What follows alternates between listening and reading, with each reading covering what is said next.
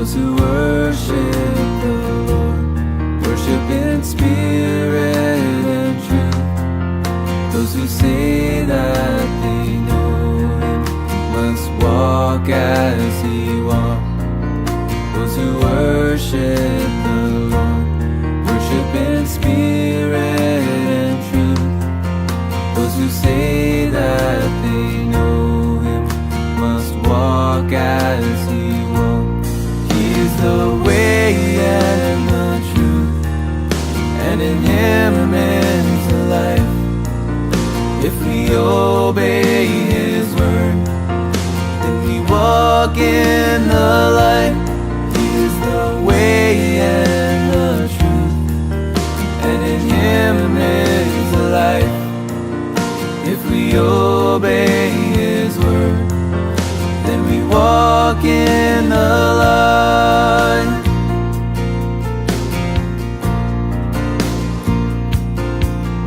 If we say that we know Him, but we don't keep His word, then we walk in the darkness, and the truth's not in us.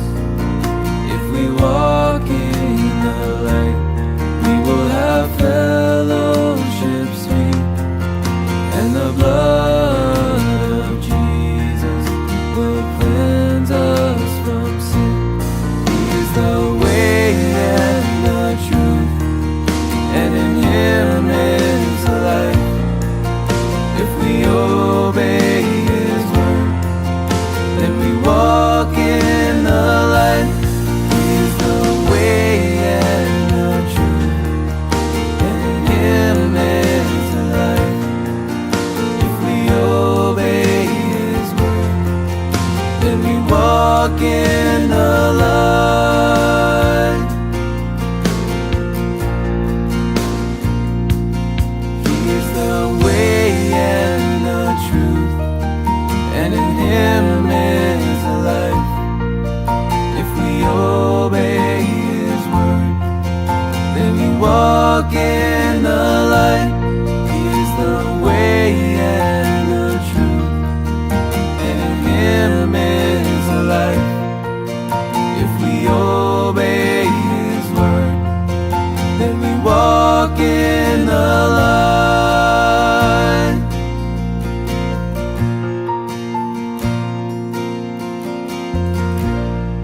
Well, good morning. Looking at the comments, it says good morning from Icy Lancaster. Now, friends, that's how you say it, just so you know, Lancaster.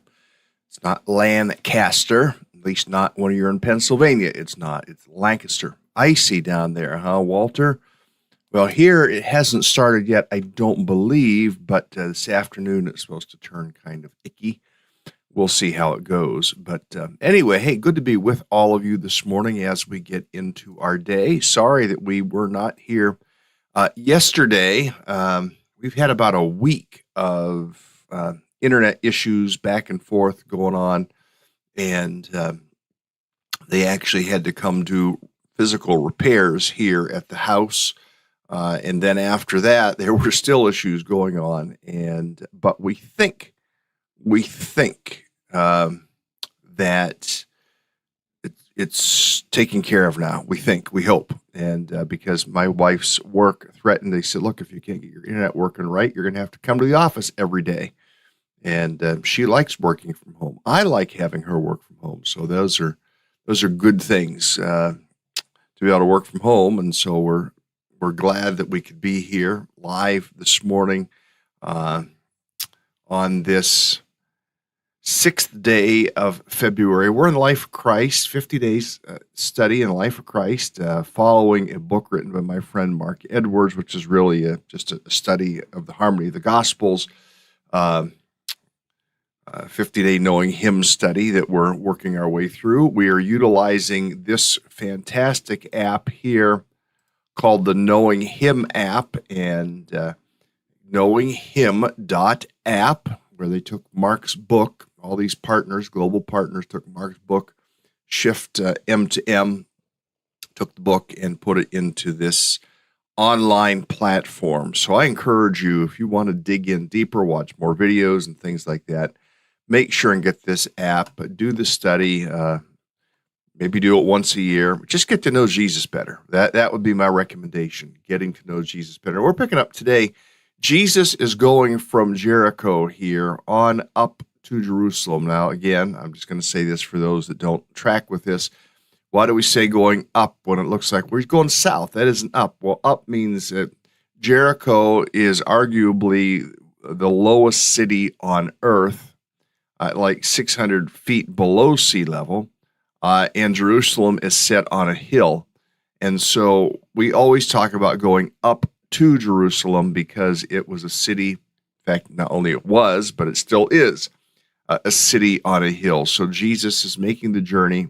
And today we're going to see him riding on into Jerusalem and to this phenomenal welcome that he will get. But as we read, what we're going to understand is the people have one plan, and Jesus has a different plan, the plan that people have for him as they shout and scream and all the things that they will do. Their plan is that Jesus should become the ruler, the king, and their king, and should overthrow the Romans and reestablish Israel in its rightful place. Now, again, Israel is in the news again right now, and it's in the news because of things that President Trump has said about Gaza, and and fact is, he's probably right that the place has been bombed to smithereens, and there are probably some livable habitats there, and he is actually looking out for the people who live there, and saying, "Hey, why don't we relocate you to a place where you don't have all the where you have electric, where you have water, where there isn't such a mess to clean up, and then basically, and I'm overstating this, let's just bulldoze Gaza and rebuild everything." It kind of makes sense to me, but people are all up in arms over this, and it's kind of interesting to watch and read in the news. Israel, the Israelites wanting Jesus to establish his own kingdom, to expel Roman authority, to reestablish Israel in its own rightful place. It's been, from the time, it's been several hundred years from the time of the conquests of Israel up till now. In fact, this would last over 2,000 years until 1948. Israel would not really get its land back and be regarded as a nation. So, over 2,400, 2,500, 2,600 years, roughly, that they, while they may have lived in the area, they were still occupied and under the authority and rule of others. Let's pick up in the narrative here in Luke chapter 19. After telling the story that he had told here about that master who goes away and has given these talents, these abilities to people, and comes back and wants his, not only his return, but the dividends on the returns. He's looking for what would come back to him. And the one that had 5 got 10. The one that had 2 got doubled theirs. The one that had 1 buried it. And we remember the story that we read yesterday, or 2 days ago, I guess it was, about the fact that Jesus is really going to be looking for how we have stewarded what he has given to us. So we're going to pick up here, and I'm just realizing that doesn't have. Okay. After telling the story, Jesus went on toward Jerusalem, walking ahead of his disciples. As he came to the towns of Bethphage and Bethany on the Mount of Olives, he sent 2 disciples ahead. Go into that village over there, he told them. As you enter it, you'll see a young donkey tied there that no one has ever ridden. Untie it and bring it here. If anyone asks, why are you untying that colt? Just say the Lord needs it. So they went and found the colt just as Jesus had said. And sure enough, as they were untying it, the owners asked him, why are you untying that colt? And the disciples simply replied, the Lord needs it. So they brought the colt to Jesus, threw their garments over it for him to ride on. As he rode along, the crowd spread out their garments on the road ahead of him. When he reached the place where the road started down the Mount of Olives, all of his followers began to shout and sing as they walked along, praising God for all the wonderful miracles they had seen.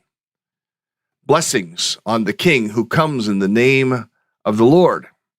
Peace in heaven and glory in highest heaven. But some of the Pharisees among the crowd said, Teacher, rebuke your followers for saying things like that. And he replied, if they keep quiet, the stones along the road will burst into cheers. Again, we're reading from the New Living Translation. So we see him coming in, and the Father gives him really this wonderful welcome. I mean, it's prophesied, it's Old Testament prophecy that he will come into Jerusalem in this fashion. And what a wonderful welcome. Think about what was going through the minds of the people at that point in time. Think about their expectations. Think about their desires. I think about all of these things and what will happen and what they expect to happen, and yet what Jesus anticipates will happen. He doesn't reject it. I mean, he welcomes the applause. He welcomes the hallelujahs. He welcomes the blessed be the one who comes in the name of the Lord. He doesn't reject it. He doesn't tell the people, stop saying that. Not at all, because those things were all true. And yet what he came riding into Jerusalem to do is very different than what they expected him to do. And for us, what I want to talk about for just a moment is the idea of focused leadership. He knew the mission. Now, again, I feel like I'm preaching to myself this morning. He knew the mission, and he didn't allow himself to be sidetracked from that mission. He continued on the mission. Now, he could have been, in our flesh, people crying out like they were crying out about Jesus. We would say, okay, yeah, I'm going to go along with their plan. That sounds like a good plan to me. I will absolutely follow after what the people want. It sounds good. Yeah, I am the king, and I deserve to rule. But Jesus focuses on the mission at hand, and the mission at hand isn't establishing an earthly kingdom, at least not yet. The mission at hand is something much more grave than that, and we know what that is, what is going to happen to him, and what's going to transpire during this particular week that he is in Jerusalem. Now, we could read the sister passages in Matthew chapter 21 or Mark chapter 11, and also read what is in John chapter 12, and think about the energy of the moment. What type of energy is there? What's the attitude? What are the leaders thinking? Both the religious leaders and the Roman authorities. What are they thinking? How are the crowds responding to Jesus? What is the feeling in the atmosphere as Jesus enters Jerusalem? What is the feeling in the minds in the emotions of the disciples as he enters Jerusalem? They're there thinking, okay, this is it. He's going to set up his kingdom. What are the different groups saying about Jesus? And if we were to spend the time reading the synoptic passages, we could drill down further into all of those questions. Now, prophecy was given hundreds of years earlier is being fulfilled right in this very moment. The prophecy given in Zechariah 9:9, rejoice greatly, O daughter of Zion, shout, daughter of Jerusalem. See, your king is coming to you, righteous and having salvation, gentle and riding on a donkey, on a colt, the foal of a donkey. He arrives. Their shouts are filling the air. Blessed is the King who comes in the name of the Lord. Peace in heaven and glory in the highest. We read that in Luke chapter 19. Others shouted, Hosanna. Blessed is he who comes in the name of the Lord. Blessed is the coming kingdom of our father David. Hosanna in the highest. We would have read that in Mark chapter 11. And still reading from John, others were saying, blessed is the King of Israel. All of these praises were filling the air. Their people are lined up from the entrance of Jerusalem all the way over to the descent of the Mount of Olives. There were thousands of people in the line, and the Pharisees are saying to each other, now, you got to bear in mind, this is Passover week, and so Passover is one of the largest feasts and festivals that takes place. We'll call it a feast in Israel, and so there are lots of people there. Jesus is going there for Passover, and when they hear that Jesus is coming, these thousands and thousands of people from all over Israel are lining up, and the Pharisees say to each other these words from John chapter 12, look how the whole world has gone after him.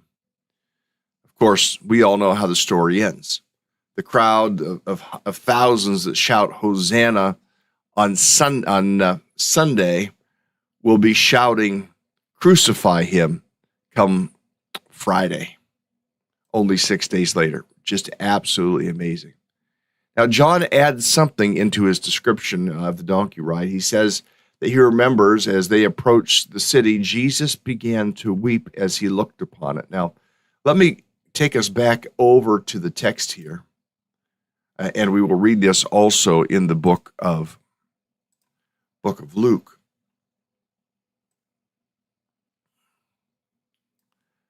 As he came closer to Jerusalem. Oops, sorry. I hit the wrong button.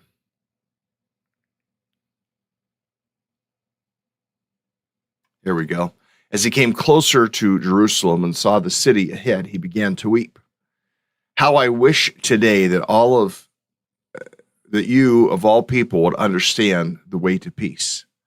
But now it's too late, and peace is hidden from your eyes. Before long, your enemies will build ramparts against your walls and encircle you and close in on you from every side. They will crush you to the ground and your children with you. Your enemies will not leave a single stone in place because you did not recognize it when God visited you. So Jesus is saying, you didn't recognize when God visited. You didn't recognize I was God. And he right now is giving a prophecy that we know in less than 40 years, roughly like 37 years, will come to fruition with the destruction of Jerusalem in AD 70. But notice, he's weeping. He's wishing that the people understood what was happening and who he was and what he was bringing, but peace was hidden from their eyes. I mean, oftentimes we can see the same type of scenario in our day, peace being hidden from people's eyes and blinders. We think, how can some people think the way they think? Well, they have spiritual blinders on their eyes, and so they cannot see truth. They cannot see peace. They cannot see justice. They cannot see righteousness. In fact, we have seen in our own country in the last decade, people calling unrighteousness righteousness and calling righteousness evil. It is true. And we say, but how can they think this way? Their minds are blinded. Their eyes are blinded. Their hearts are hardened. And so Jesus, as he stands here looking over the city, weeping over the city, crying over the city, and this brings up the question to us, what do we cry over? What breaks our heart? Is our heart broken like Jesus' heart is broken? I mean, Jesus parades into the city of Jerusalem on a donkey. I mean, it's a fantastic entrance for the King of Kings and Lord of Lords. People are shouting, they're throwing their coats and throwing their coats on the ground and cutting branches from trees along the way, spreading them on the road. That's why it says in Matthew chapter 21, the whole city was stirred and asked, "Who is this?" And the crowd answered, "This is Jesus, the prophet from Nazareth in Galilee." He entered the temple, and what does he see? The same scene as 3 years earlier. Now, we didn't read this in the text, but the other accounts have this in the text. In fact, let me go back and see. Yes, it is in the text here in Luke chapter 19. Let's just take a quick look at what happens here. It says, "Then Jesus entered the temple and began to drive out the people who were selling animals for sacrifices. He said to them, 'The scriptures declare, my temple will be a house of prayer, but you've turned it into a den of thieves.'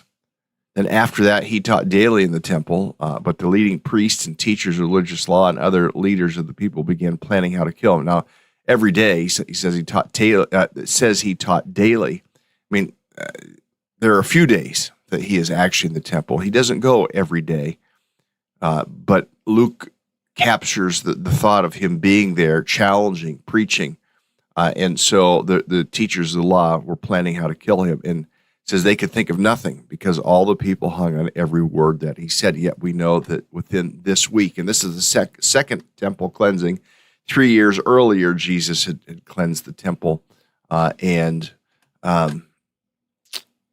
now he's doing it again. No change had really happened. What's he doing? He's turning over the tables of the money changers. He's releasing the animals, setting them free. He's quoting from two Old Testament passages in Isaiah 56:7 and Jeremiah 7:11, where it says that his house will be called a house of prayer. It's obvious from Jesus' response, they are taking advantage once again of the poor, of the foreigners, of the immigrants. The poor people were the ones buying doves because they couldn't afford to use lambs. The foreigners were the ones changing money because they charged a poll tax to enter the temple, and they would need to take only Jewish money. They did not want money with Caesar's picture on it. The Jews didn't, so it forced some to come great distances and exchange their money, most likely at a very, very poor exchange rate. The people had come seeking to pray and to worship the one true God. Others had chosen to seize the opportunity to take advantage of them. And to make it worse, the two groups that they had chosen to take advantage of were poor and foreigners. And through the Old Testament, God warned people of taking advantage of these two groups. Now, one of the things I want to say, because it's in the news, and let me just deal with this. Doge and U.S. aid. Just deal with this briefly. It isn't that Trump wants to not give aid to immigrants. The problem is their approach at doing this is hurting immigrants and hurting those who are trying to help immigrants in our country, even those here legally. This effect of what is taking place is having a negative impact on properly directing and affecting and helping refugees. And Jesus cared about the foreigners. Jesus cared about the refugees and cares about the refugees. However, I also want to say this. If you've heard the laundry list of how much of the U.S. aid money was being spent, it was being spent on anything other than aiding these poor people who need housing. It was being spent on all kinds of like transgender issues and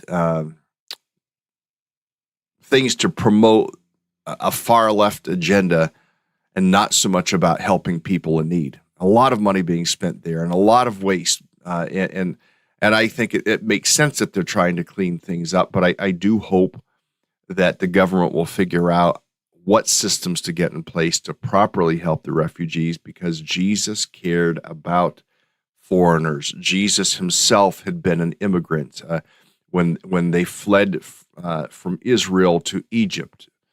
Early on in his life, he understood what it was like to be a foreigner in a strange land. He knew, he related. So I share this because I want us to have a proper biblical sense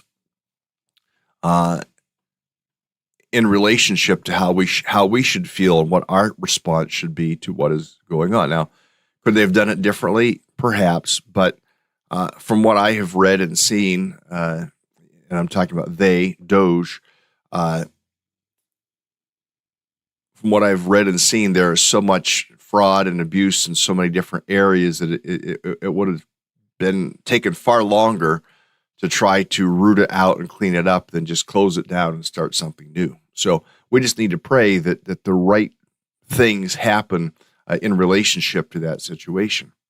Now, landing the plane here, Jesus responded passionately. He responded deliberately to those in the city. He was a focused leader, focused on the Father's glory, focused on what he was called there to do. He was passionate about the Father's glory, so he shut down the businesses.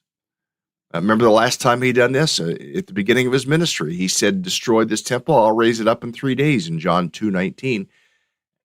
Kind of a dual meaning there, both meaning his body, which would be destroyed, and also kind of a nod to the fact that the temple would again be destroyed, and he knew it would be destroyed in AD 70. Jesus' own words were coming true at Passover because Jesus was the Passover lamb. He led with passion, and we need to make sure we lead with passion, but we need to make sure our passion's in the right place, properly directed. We need passion for God's glory. We need passion for God's name. We need passion for God's fame, not just for ourselves, not just for our organization. No matter how great those things may be, we must always be focused on the glory, the fame of the Father. May that be us. May that be true of us. Leaders are focused. Leaders are passionate. We as Christians following Jesus need to be focused, need to be passionate in our followership, focused on what he's called us to do, focused on the task at hand, and passionate for him. How is your passion level today? How's your focus today? Where might it be off? I ask myself the same question. May we, like Jesus, stay focused on the mission at hand. And his mission wasn't to become the king and overthrow Rome. We know later on in the week, we'll read what his mission was. And it wasn't that. Lord, help us to be focused. Help us to be passionate for your purposes and for your cause, that we might bring you honor, praise, and glory in Jesus' name. Amen. Friends, have a great day. I will see you tomorrow.